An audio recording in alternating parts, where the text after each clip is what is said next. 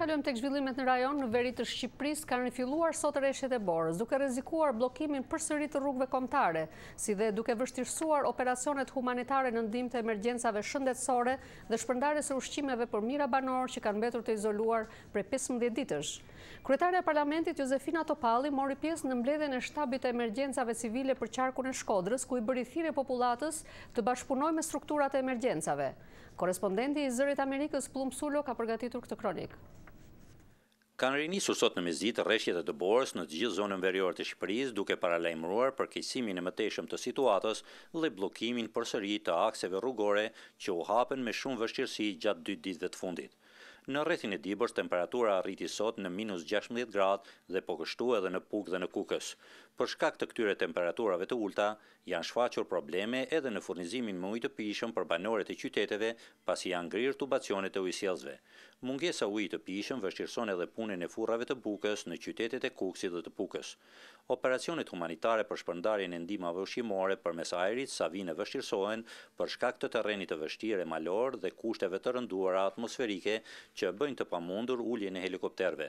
Ndërkohë automjetet e rënda nuk arrin të deportojnë në thellësi të komunave të largta malore, ku nevojat ushqimore janë më emergjente dhe ku disa mijëra banor vazhdojnë prej 15 ditësh të jenë të izoluar nga pjesa tjetër e vendit për shkak të bllokimit të rrugëve nga Orteqet dhe Dëbora, që në disa zona si në Iball, Vermosh e Valbon arrin lartësinë 3 deri në 4 metër. Dëbora e Madhe po rrezikon edhe shëmbjen e banesave ndaj autoritetet vendore, po apelojnë për pastrimin e qative të tyre. Ndërkohë në të gjithë pjesën veriore të Shqipërisë, gjithnjë më shumë po shtohen edhe emergjenca shëndetësore. Autoritetet e shëndetësisë kanë urdhëruar gatishmërinë e personelit shëndetësor dhe dërgimin e mjekëve edhe në zonat më të largta, por terreni malor ka vështirësuar punën e ekipeve mjekësore në zona të tilla si Dukagjini, Vermoshi, Iballa, Margega e Lekbibajt, si dhe në një numër komunash malore në Kukës dhe Dibër. Zona më problematike mbetet aksi rrugor Puk, Fusharës, Qafmali, nga ku përshkohen rrugët që lidhin rrethet verilindore të Shqipërisë. Në mesditën e sotme, kryetaria e Parlamentit të Shqipërisë, zonja Jozefina Topalli, mori pjesë në mbledhjen e shtabit të emergjencave për qarkun e Shkodrës, ku apeloi për solidaritet dhe bashkëpunim të banorëve me strukturat e emergjencave civile. Sigurisht kjo është një moment në të cilin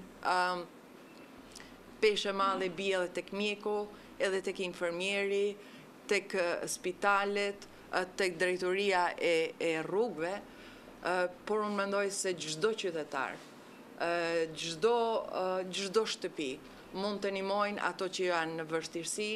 Megjithatë, unë mendoj se jemi një moment betejët, por një moment ku të gjithë jemi bashkë. Po sot emergjenca civile njoftuan se në të gjithë Shqipërinë janë të izoluar nga Dëbora 65 komuna dhe se po punohet për të dërguar atje furnizime me ushqime. Por deri mbrëm në këto komuna ishin shpërndar vetëm 1,6 ton ushqime, kryesisht përmes helikopterëve, sasi kjo që është mjaft e vogël krahasuar me nevojat në terren dhe me apelin e përsëritur të njësive të qeverisjes vendore. Për Zërin e Amerikës, nga Shkodra, Plum Sulo.